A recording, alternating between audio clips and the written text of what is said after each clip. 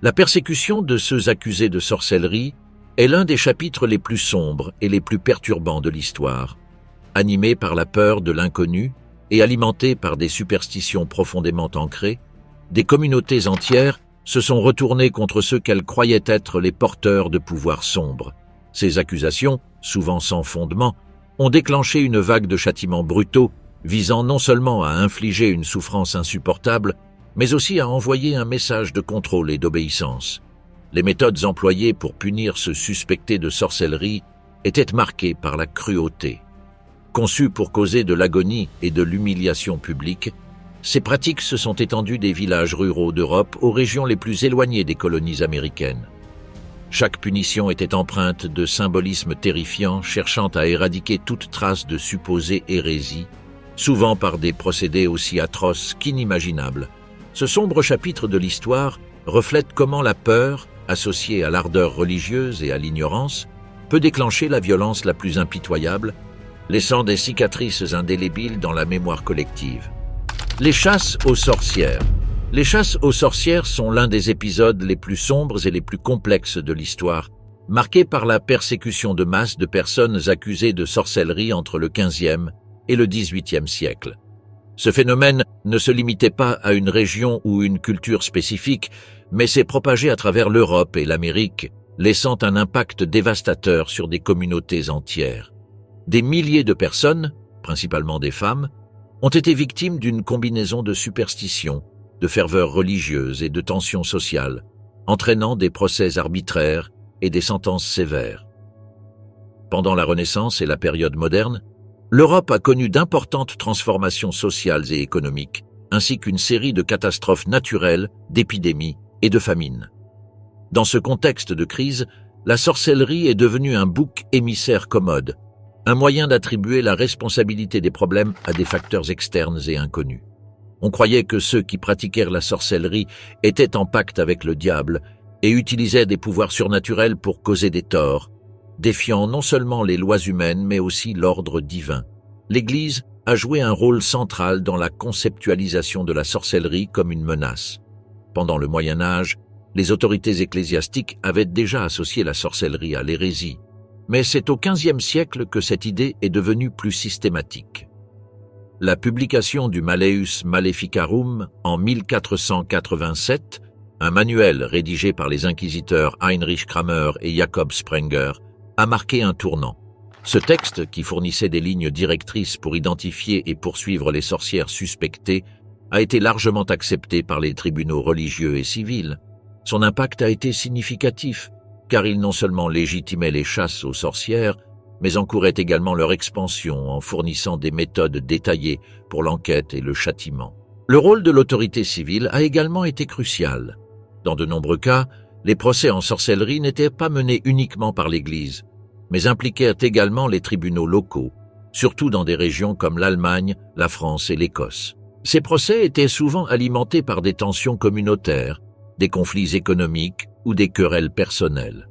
Une accusation suffisait pour qu'une personne soit mise en enquête, et les preuves requises étaient minimes voire inexistantes. Dans un climat de paranoïa, les accusations se multipliaient, et les autorités locales utilisaient ces charges pour maintenir le contrôle social. Les plus vulnérables à ces accusations étaient, pour la plupart, des femmes qui ne correspondaient pas aux rôles sociaux traditionnels. Les veuves, les femmes seules, les personnes âgées et les femmes pauvres étaient particulièrement enclines à être qualifiées de sorcières. La misogynie a joué un rôle important dans ce phénomène, car on considérait que les femmes étaient plus susceptibles d'être influencées par le diable en raison de leur supposée faiblesse morale. Cependant, des hommes et des enfants ont également été accusés, bien que dans une moindre mesure, ce qui montre que les chasses aux sorcières n'étaient pas entièrement discriminatoires, bien qu'elles aient touché de manière disproportionnée les femmes. En Amérique, les chasses aux sorcières ont atteint leur point le plus infâme, avec les procès de Salem en 1692. Dans un contexte d'extrême puritanisme et de tensions sociales dans les colonies anglaises, un groupe de filles a prétendu avoir été ensorcelées, ce qui a déclenché une vague d'accusations. Plus de 200 personnes ont été étiquetées comme sorcières et 20 d'entre elles ont été exécutées. Cette affaire illustre comment l'hystérie collective peut prendre le contrôle d'une communauté, alimentée par la peur, la religion et les rivalités internes. Les preuves de la sorcellerie étaient, dans la plupart des cas, absurdes et arbitraires. L'une des méthodes les plus courantes était de chercher des marques de sorcière sur le corps de l'accusé, qui pouvaient aller des grains de beauté aux cicatrices, interprétés comme des signes d'un pacte avec le diable. Un autre indice fréquemment cité était l'utilisation d'herbes médicinales, des connaissances traditionnelles transformées en sorcellerie. Ces accusations, basées sur des superstitions, ont créé une atmosphère de méfiance généralisée, où tout comportement hors norme pouvait être vu comme la preuve de pratiques occultes. Les tribunaux qui poursuivaient les accusés se fiaient souvent à des confessions obtenues par la contrainte ou la torture, ce qui garantissait que les gens avouaient n'importe quoi pour mettre fin à leur souffrance.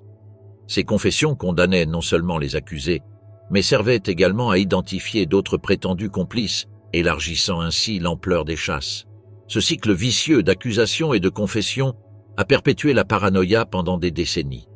L'impact des chasses aux sorcières sur les communautés a été dévastateur. En plus des vies perdues, la persécution a semé la peur et la division au sein de la société. Des familles entières ont été détruites et les communautés ont été marquées par la méfiance mutuelle. Les chasses aux sorcières reflètent comment les tensions sociales et la peur collective peuvent entraîner une violence systématique et un abus de pouvoir. À la fin du XVIIe et au début du XVIIIe siècle, l'intensité des persécutions a commencé à diminuer. Des facteurs tels que l'essor de la pensée rationnelle, la remise en question des pratiques judiciaires et la croyance décroissante dans les superstitions ont contribué au déclin des chasses. Cependant, l'héritage de cette sombre période perdure comme un rappel des dangers de laisser l'ignorance et la peur dicter les décisions sociales. Les chasses aux sorcières ne représentent pas seulement une période de violence et d'injustice, mais servent aussi d'exemple de la manière dont l'humanité peut succomber à la paranoïa collective et aux préjugés. Leur étude encourage la réflexion sur l'importance de la raison, de la justice et du respect des droits individuels comme piliers fondamentaux pour empêcher la répétition de tels épisodes à l'avenir. La chaise de la sorcière, un dispositif de torture inhumain. La chaise de la sorcière est l'une des méthodes de torture les plus cruelles associées au procès de sorcellerie, mettant en lumière les extrêmes auxquels la société allait dans sa quête pour obtenir des aveux et prouver la culpabilité. Originaire d'Allemagne, cette chaise a ensuite été adoptée dans d'autres régions d'Europe, devenant un symbole de la souffrance infligée à ceux accusés de sorcellerie. Son design, spécifiquement conçu pour causer une douleur extrême, reflète le niveau de brutalité avec lequel les chasses aux sorcières étaient menées. Le design de la chaise était aussi terrifiant qu'efficace pour accomplir son objectif. Entièrement en fer, sa surface était recouverte de pointes acérées qui étaient réparties sur le siège, le dossier, les accoudoirs et le repose-pied. Ces pointes, conçues pour percer la peau, empêchaient l'accusé de trouver un quelconque soulagement une fois attaché à la chaise. La pression constante exercée contre les pointes causait une douleur agonisante qui s'intensifiait à chaque mouvement. Souvent, l'accusé était dépouillé de ses vêtements avant d'être placé sur la chaise, ce qui augmentait l'exposition de sa peau au contact direct avec les pointes. La souffrance causée par la chaise ne se limitait pas uniquement aux blessures infligées par les pointes. Dans certains cas, les interrogateurs poussaient la torture à un niveau encore plus extrême en chauffant la chaise. En appliquant de la chaleur, la structure en fer devenait un instrument qui non seulement perçait, mais brûlait aussi la chair de la victime. Les brûlures ainsi provoquées, combinées aux perforations, assuraient que la douleur était insupportable, forçant l'accusé à endurer une agonie prolongée. La logique derrière l'utilisation de la chaise de la sorcière était imprégnée de superstitions et de préjugés. On croyait que si une personne était réellement coupable de sorcellerie, elle ne ressentirait pas de douleur lorsqu'elle serait soumise à de telles tortures, une idée ridicule qui reflétait l'irrationalité de l'époque. Cependant, le cri d'agonie d'une personne souffrant sur la chaise n'était pas perçu comme un signe d'innocence, mais plutôt comme une confirmation de sa culpabilité. Cette contradiction logique rendait impossible pour l'accusé de prouver son innocence, le piégeant dans un système conçu pour le condamner. L'objectif de la chaise de la sorcière ne se limitait pas à extraire des aveux de l'accusé. Son utilisation avait un impact psychologique beaucoup plus large sur la communauté. Les séances de torture étaient souvent menées en public ou dans des endroits semi-publics, transformant la chaise en un instrument de terreur collective. L'image d'une personne liée, ensanglantée et souffrant sur la chaise hérissée de pointes envoyait un message clair.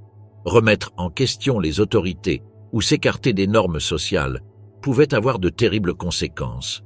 De cette manière, l'utilisation de la chaise visait non seulement à réduire au silence l'accusé, mais aussi à décourager d'autres personnes de remettre en cause les chasses aux sorcières ou la légitimité des procès. Les archives historiques de l'utilisation de la chaise de la sorcière montrent que, loin d'être un moyen de rechercher la justice, elle était un outil de contrôle et de répression. Les aveux obtenus sous la torture n'avaient aucune véritable valeur probatoire, mais cela n'importait pas aux interrogateurs, dont l'objectif principal était de renforcer la peur et l'obéissance au sein de la communauté. De plus, en obtenant des aveux dits volontaires, les tribunaux pouvaient justifier des exécutions et donner de la légitimité au procès. L'utilisation de la chaise de la sorcière, comme beaucoup d'autres méthodes de torture de l'époque, reposait sur un système profondément défectueux qui privilégiait l'intimidation plutôt que la vérité. Cet instrument, avec son design sadique et sa logique irrationnelle, reflète les horreurs d'une société gouvernée par l'ignorance, la peur et la superstition. Bien que les chasses aux sorcières aient pris fin il y a des siècles, la chaise de la sorcière demeure un sombre rappel de ce qui peut se produire lorsque la justice est pervertie au nom du pouvoir et du contrôle. Brûler, vive sur le bûcher, la punition la plus infâme de l'histoire de la sorcellerie. Parmi toutes les méthodes d'exécution associées aux chasses aux sorcières, être brûlé vivant sur le bûcher est l'une des plus cruelles et symboliques. Cet acte, fréquemment pratiqué en Europe durant le Moyen Âge et la Renaissance, ne représentait pas seulement une punition physique extrême, mais aussi une forme de purification spirituelle, selon les croyances de l'époque. Des pays tels que la France, l'Espagne et les territoires du Saint-Empire romain germanique étaient les principaux utilisateurs de cette pratique, tandis que d'autres nations en adaptaient des variations selon leur contexte culturel et juridique. Le feu était considéré comme un élément purificateur dans de nombreuses cultures. Dans le cas des accusations de sorcellerie, on croyait que les flammes pouvaient éradiquer l'âme corrompue de l'accusé, empêchant les forces démoniaques de posséder à nouveau son corps. Ce raisonnement justifiait une punition qui, sous n'importe quelle perspective moderne, représente une torture inhumaine. En Angleterre, les sorcières étaient rarement condamnées au feu. En revanche, la pendaison était la méthode d'exécution la plus courante. Brûler quelqu'un sur le bûcher était principalement réservé au cas de haute trahison, un crime politique plutôt que spirituel. L'Écosse, quant à elle, adopta les flammes comme méthode de punition préférée, reflétant l'intensité du fervent religieuse et de l'hystérie collective qui dominait la région. Même à l'époque, certains penseurs remettaient en question la logique et la moralité de brûler l'accusé vivant. Le philosophe français Michel de Montaigne, l'une des figures les plus influentes de la Renaissance, exprima son désaccord avec ces pratiques en notant « C'est mettre un prix bien élevé sur ces conjectures que de rôtir un homme vivant pour elles. Ces mots révèlent l'irrationalité profonde d'un système qui condamnait les gens sur des preuves aussi fragiles que des rumeurs et des soupçons. Des milliers d'hommes et de femmes furent conduits au bûcher à travers l'Europe, et dans de nombreux cas, les preuves contre eux se résumaient à des accusations vagues, des rancunes personnelles ou des interprétations erronées de comportements inhabituels.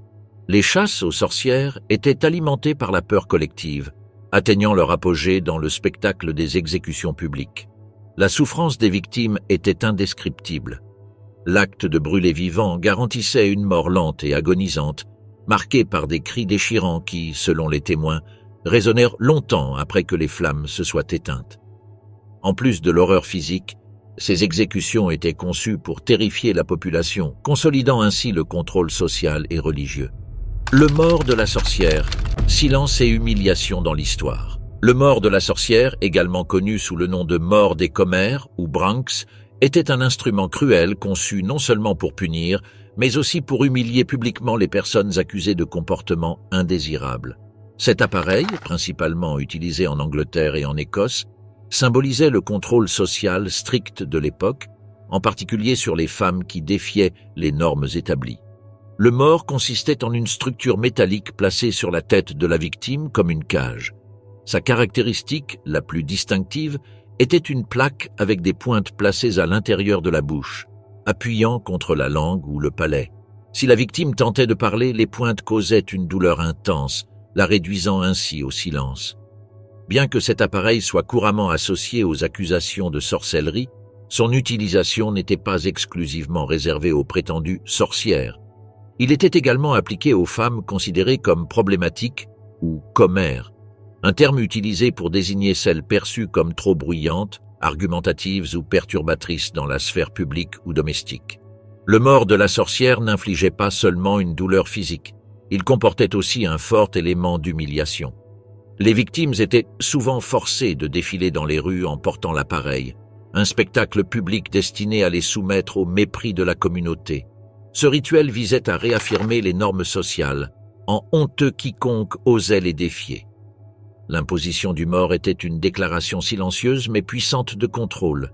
Les femmes considérées comme trop vocales ou rebelles étaient réduites à des figures impuissantes, incapables de parler ou de se défendre.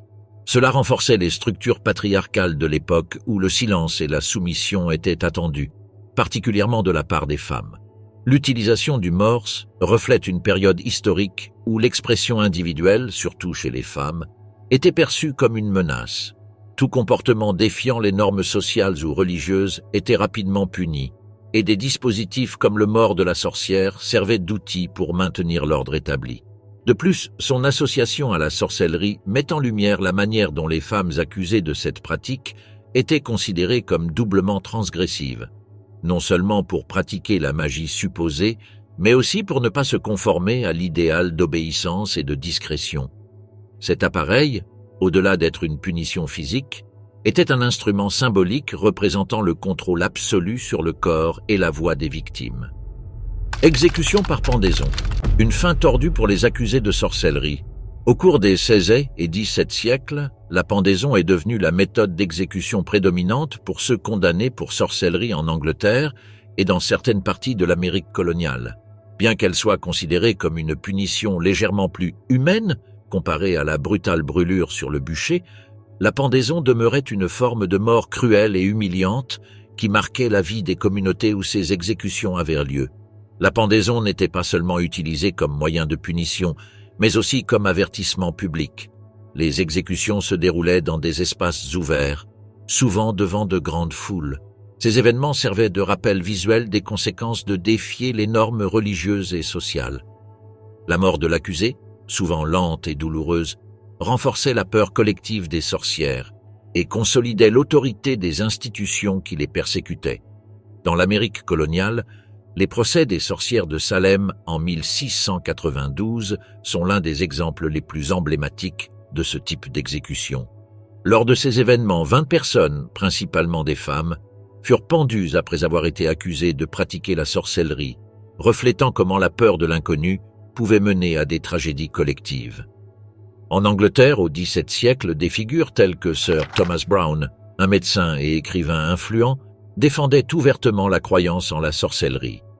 Browne décrivait cette pratique comme un art sinistre et séduisant qui mettait à la fois les individus et les communautés en danger en les exposant à la colère et la malveillance du diable. Ce type de récit contribua à justifier les pendaisons comme une mesure nécessaire pour protéger la société du prétendu danger posé par les sorcières. La pendaison était perçue comme une méthode plus civilisée que le bûcher, mais cela ne signifiait pas qu'elle était rapide ou indolore. Dans de nombreux cas, les victimes ne mouraient pas immédiatement d'un coup brisé. Au lieu de cela, elles suffoquaient lentement, un processus connu sous le nom de strangulation judiciaire. Cela ajoutait une composante de souffrance qui, bien que moins spectaculaire que le feu, n'était pas moins douloureuse ou humiliante. Les exécutions publiques de sorcières fonctionnèrent souvent comme des événements communautaires remplis de morbide et de peur. Les gens se rassemblaient pour être témoins de la mort de ceux jugés ennemis de Dieu et de la société. Cet acte collectif renforçait non seulement les croyances religieuses, mais servait également à déshumaniser davantage les victimes. La corde n'était pas seulement un outil de mort, elle était un symbole de contrôle et de suppression de tout ce qui était perçu comme une menace pour l'ordre établi. Bien que moins théâtrale que le bûcher, la pendaison n'était pas sans symbolisme. En ôtant la vie de l'accusé en public, les autorités religieuses et civiles réaffirmaient leur pouvoir et leur capacité à punir ce qu'elles considéraient comme des transgressions spirituelles ou sociales. Cette méthode était également plus accessible et plus rapide à mettre en œuvre, ce qui explique sa prédominance dans certaines régions, comme l'Angleterre et l'Amérique du Nord. Noyade, le test de natation. La noyade, ou le test de natation, était l'une des méthodes les plus inhabituelles et cruelles utilisées lors des procès en sorcellerie pour déterminer la culpabilité de l'accusé. Cette procédure, plus une sentence de mort qu'un véritable procès, reflète l'ignorance et la superstition qui prévalaient à une époque où la peur éclipsait la raison. Le test de natation consistait à attacher l'accusé, souvent les mains et les pieds liés, puis à le jeter dans un plan d'eau tel qu'une rivière ou un étang. Selon la croyance populaire, l'eau, considérée comme un élément pur et sacré, rejetait les personnes souillées par le mal, les faisant flotter. Si l'accusé flottait, sa culpabilité en tant que sorcier était confirmée. Cependant, s'il sombrait, il était considéré comme innocent. Bien que le fait de couler fût un signe d'innocence, cela entraînait souvent la mort de l'accusé avant qu'il ne puisse être secouru, car la procédure ne prévoyait rarement des mesures efficaces pour prévenir la noyade. De cette manière, le test était non seulement illogique, mais aussi intrinsèquement létal, conduisant à la mort des coupables comme des innocents. Le test de natation faisait partie d'un groupe de méthodes connues sous le nom de épreuves, des façons archaïques de déterminer la culpabilité par des épreuves physiques faisant appel au jugement divin. Ces pratiques, bien que populaires, étaient légalement reconnues dans certaines régions d'Europe. On croyait que les résultats de ces tests étaient directement influencés par la volonté de Dieu, renforçant l'autorité religieuse derrière les exécutions. En réalité, cette méthode était une sentence de mort déguisée en justice. Les accusés, principalement des femmes, n'avaient aucun moyen de prouver leur innocence. Si elles survivaient à la noyade, elles étaient exécutées. Si elles coulaient, leur innocence devenait sans importance, puisqu'elles mouraient dans le processus. Malgré l'utilisation généralisée de ces pratiques, tout le monde ne croyait pas en leur efficacité. Reginald Scot, un érudit anglais du XVIe siècle, fut l'un des premiers à dénoncer publiquement les procès en sorcellerie et le test de natation. Dans son livre influent The Discovery of Witchcraft, Scott critiqua ces pratiques fondées sur la superstition et l'ignorance, les qualifiant de manquantes de miséricorde et de logique. Pour Scott, ces méthodes étaient non seulement inhumaines, mais aussi dénuées de toute fondation rationnelle. Son travail contribua à semer le doute sur la légitimité des procès en sorcellerie et marqua le début d'une lente transition vers une pensée plus rationnelle et moins superstitieuse. Le test de noyade comme méthode pour détecter la sorcellerie était fondé sur l'idée erronée que les pouvoirs surnaturels pouvaient être prouvés par des épreuves physiques. Cependant, le corps humain flotte ou coule en fonction de facteurs tels que la densité, la position dans l'eau et la quantité d'air dans les poumons, des éléments totalement étrangers à toute connexion supposée avec le surnaturel. Cette méconnaissance scientifique condamna d'innombrables personnes à un destin tragique. La corde de torture, un instrument d'agonie et de contrainte. La corde, également connue sous le nom de roue de la torture, devint un symbole de terreur dans l'Europe médiévale. Bien que son utilisation ne se limitât pas au procès en sorcellerie, elle devint un outil clé pour extorquer des confessions lors des chasses aux sorcières qui dominèrent les XVI et XVIIe siècles. Cet appareil, qui infligeait une douleur insupportable et laissait des cicatrices physiques et psychologiques, révèle la brutalité et l'injustice ancrées dans les systèmes judiciaires de l'époque. La méthode consistait à attacher les membres de l'accusé à des rouleaux placés à chaque extrémité d'un cadre en bois. À mesure que les rouleaux tournaient, le corps était progressivement étiré, au point de provoquer des luxations et même des fractures. Ce processus délibérément douloureux visait non seulement à infliger de la souffrance, mais aussi à briser la volonté de l'accusé et à extraire des confessions, qu'elles soient vraies ou fabriquées. La corde était particulièrement courante dans des pays comme la France, l'Espagne et l'Italie, des régions où les systèmes inquisitoriaux sanctionnaient officiellement l'utilisation de la torture dans le cadre des procédures légales. Les confessions obtenues sous la torture incluaient souvent des détails fantastiques sur des pactes avec le diable et des actes de sorcellerie, reflétant le désir de l'accusé de dire tout ce qui était nécessaire pour arrêter la douleur. la corde expose l'une des plus grandes injustices des procès en sorcellerie, l'irrélevance de la vérité. Dans de nombreux cas, les confessions obtenues sous la torture étaient des fabrications complètes, dictées par les inquisiteurs ou inventées par l'accusé dans une tentative désespérée de se sauver. La souffrance physique et psychologique causée par la corde était telle que peu pouvaient y résister. Admettre sa culpabilité ou inventer les noms de complices supposés devenait une stratégie pour raccourcir le tourment, bien que cela n'entraînât que rarement un acquittement. Bien que largement utilisée pendant des siècles, la pratique de la torture commença à être remise en question avec l'arrivée des penseurs des Lumières. L'un des critiques les plus influents fut le philosophe italien Cesare Beccaria, qui, dans son ouvrage « Des délits et des peines » 1764, condamna la torture comme une pratique inhumaine et irrationnelle. Beccaria soutenait que les confessions obtenues sous contrainte étaient invalides, car la douleur extrême pouvait amener n'importe qui à avouer n'importe quoi, indépendamment de sa véracité. La critique de Beccaria marqua un tournant dans les attitudes envers la justice, promouvant une approche plus rationnelle et humaine qui mena progressivement à l'abolition de la torture sanctionnée par l'État dans de nombreuses parties de l'Europe. Les procès des sorcières de Salem, 1692, la paranoïa collective et son héritage tragique. Les procès des sorcières de Salem, qui eurent lieu entre février 1692 et mai 1693 dans la colonie du Massachusetts, se déroulèrent dans un contexte de tensions sociales et de conflits territoriaux qui exacerbèrent la méfiance au sein de la communauté. Durant cette période, plus de 200 personnes furent accusées de pratiquer la sorcellerie et au moins 25 moururent, dont 19 furent pendus, une personne fut écrasée à mort sous des pierres et d'autres périrent en prison à cause des conditions sévères. Le processus fut déclenché lorsqu'un groupe de filles, dont Betty Paris et Abigail Williams, commencèrent à manifester des comportements étranges attribués à une possession démoniaque.